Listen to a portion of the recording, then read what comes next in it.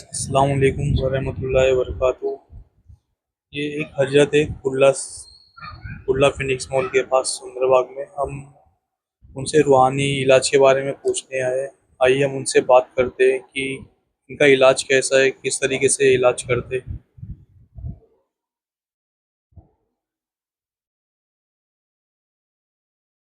अस्सलाम वालेकुम। वालेकुम अस्सलाम वरहमतुल्लाहि वबरकातुहू। जी हजरत साहब, खैरियत से? हमने आपके बारे में बहुत सुना तो सोचा आज आपसे मुलाकात कर ले। जी, हम माशाल्लाह। यहाँ पे रूहानियत के बारे में जानना है। मतलब वालेकुम अस्सलाम आपके वरहमतुल्लाह। इलाज में, मतलब बाकियों के इलाज में ऐसा क्या फ़र्क है? मतलब क्या आप बता सकते हैं इस बारे में? कहाँ से आए हो? जी, हम तो आए मुंबई से ही। आप अच्छा। बता सकते हो मतलब कि नहीं, वो तो सब कुछ बता सकते हैं। मतलब बम्बई कौन सी जगह से आए हो? मुंबई हाजी अली। हाजी अली से। तो रूहानी के बारे में क्या पूछना चाह रहे हो आप? जैसे मैं जानना चाहता हूँ कि आपका इलाज कैसा होता है? आप इलाज किस तरीके से करते हैं? देखो, एक चीज़ तो जहन में सबसे पहले ये बिठा लो आप कि अल्लाह के सिवा कोई शिफा नहीं दे सकता पूरी कायनात में। बेशक हक है। अल्लाह ही रब्बुल आलमीन ऐसी शख्सियत है कि अल्लाह की जितनी भी तारीफ की जाए वो कम ही कम है। अल्हम्दुलिल्लाह। अल्लाह की भी तारीफ, अल्लाह के रसूल की भी तारीफ जितनी भी रातों दिन करे जाओ वो कम ही कम है। और अल्लाह के सिवा कोई शिफा नहीं दे सकता पूरी कायनात में। जी। ये सब मेरे सरकार मुस्तफ़ा सल्लल्लाहु अलैहि वसल्लम का सल्लल्लाहु ही अलैहि आंसुओं का सदका है। वसल्लम। अगर मेरे सरकार मुस्तफ़ा सल्लल्लाहु अलैहि वसल्लम ना होते तो ये कायनात में होती। बेशक बेशक। और सिवाय मेरे रब के अलावा कोई दूसरा शिफा नहीं दे कोई सकता। नहीं दे सकता। हुँ? जी जी। सबसे पहली बात तो ये है कि अल्लाह जब भी शिफा देगा तो वो सिर्फ कुरान शरीफ की आयतों से देगा। बेशक। कुरान शरीफ की आयत क्या है? ये अल्लाह का नूर है। अल्लाह का नूर है। जैसे कि आप एक अलहम्दुल शरीफ पढ़ लो तो ज़ुबान तुम्हारी होगी और तुम खुदा के नूर से खुदा की ज़िक्र इलाही करते होते हो, जी जी। है ना? तो अल्लाह के सिवा कोई शिफा नहीं दे सकता। और दूसरा सवाल ये है कि अल्लाह ताला शिफा भी देता है तो वो सरकार मुस्तफ़ा सल्लल्लाहु अलैहि वसल्लम के आंसू के सदक़े में देता है। जी जी। बेशक। रोज़ी रोटी, ज़िंदगी मौत, इज़्ज़त और ज़िल्लत सब मेरे रब के हाथ में है। बेशक बेशक। इंसान के हाथ में कुछ है ही नहीं। अब जब तुम उस रब से मदद मांगोगे तो वो अल्लाह कहाँ से करेगा, कैसे करेगा तुम्हारी मदद, वो खुदा जाने है। वो तुम नहीं जान सकते। जी जी। मसला क्या आता है कि दुनिया में जो ये रूहानी इलाज कर रहे हैं तो ये क्या करते हैं, ये शैतानी ताकतों से मदद मांगते हैं। जी जी। जैसे कि पेड़ की शैतीनें अलग होती हैं। हाँ हाँ। नीम के पेड़ की शैतीन अलग है, तो बेरी की पेड़ की शैतीन अलग है। मतलब जितने भी पेड़ हैं, झाड़ वगैरह हैं, वो सब झाड़ों की शैतीनें अलग अलग होती हैं। जैसे कि कब्रिस्तान में जिन्नात होते हैं, शमशान में आत्माएं होती हैं, या असर और मगरिब का जो टाइम होता है शाम के टाइम, तो शैतीनें सब बाहर निकलती हैं।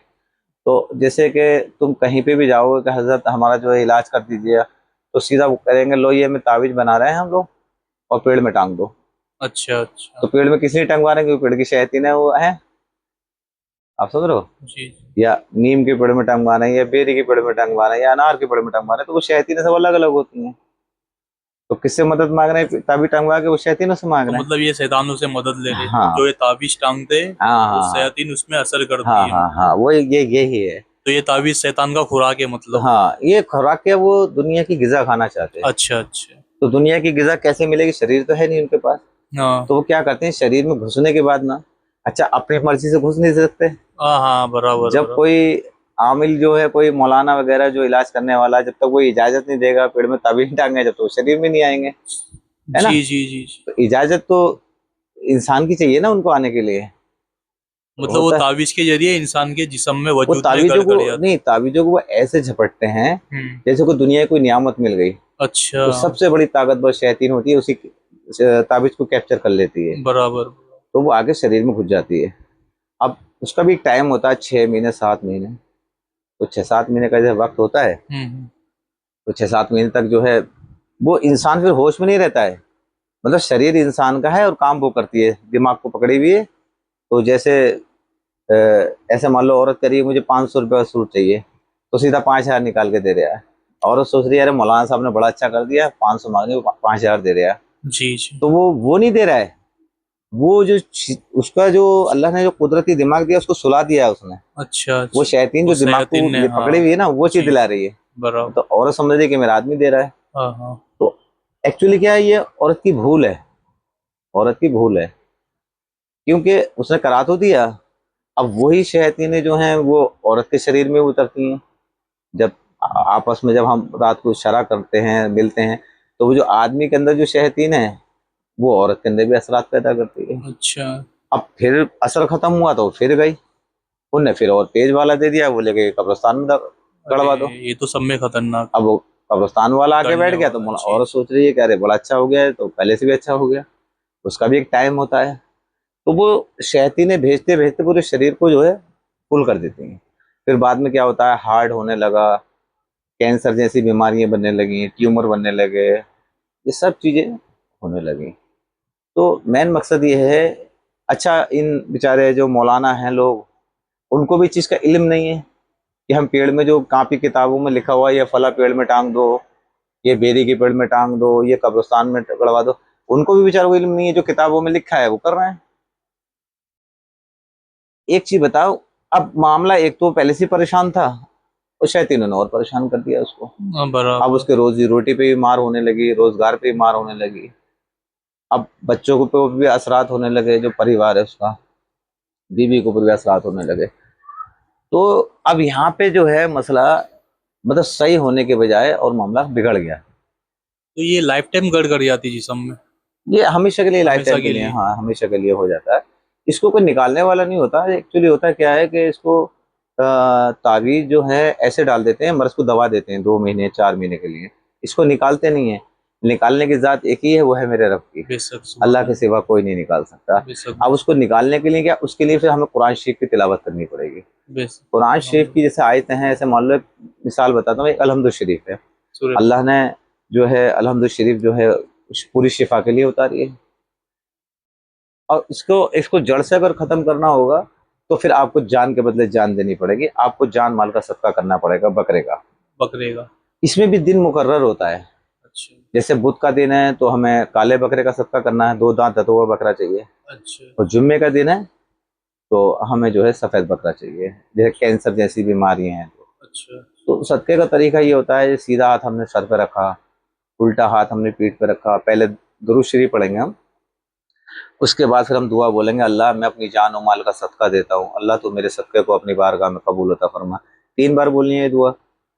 उसके बाद जो है फिर हमें ये बोलना है, ए अल्लाह मेरे शरीर में जो भी बीमारियां, जो भी शैतान हैं, ए अल्लाह मैंने सबको निकालता हूँ, सबको मारता हूँ, ए अल्लाह तो मेरे सदक़े को अपनी बारगाह में कबूल अता फरमा। 3 बार ये बोलना हुआ। फिर दुरूद शरीफ पढ़नी होगी और फिर बोलना होगा, अल्लाह तुझे तेरी रहमत का वास्ता, अल्लाह तुझे तेरी रहमत का वास्ता, अल्लाह तो मेरे सदक़े को अपनी बारगाह में कबूल अता फरमा। बेशक। ए अल्लाह तेरे महबूब मेरे नबी प्यारे सल्लल्लाहु अलैहि वसल्लम के आंसुओं का वास्ता, ए अल्लाह तू मेरे सदक़े को अपनी बारगाह में कबूल अता फरमा। फिर दुरूद शरीफ पढ़ो। फिर बकरे के ऊपर 3 बार हाथ रगड़ो, और फिर बकरे की आंखों में आंखें डाल के देखो, कम से कम 4 मिनट तक। जैसे दुश्मन को देखते हैं ना, हाँ ऐसी आंखों में आंखें डाल के देखो। तो जो तुम्हारे शरीर की चीज है वो बकरे में ट्रांसफर हो जाएगी। हाँ। अच्छा। फिर उसी टाइम बकरा ज़िबा करा दो, मगर उस बकरे का गोश्त फिर खिलाना नहीं है किसी को, फेंक देना है, अच्छा। कि वो बीमारियों का गोश्त होता है।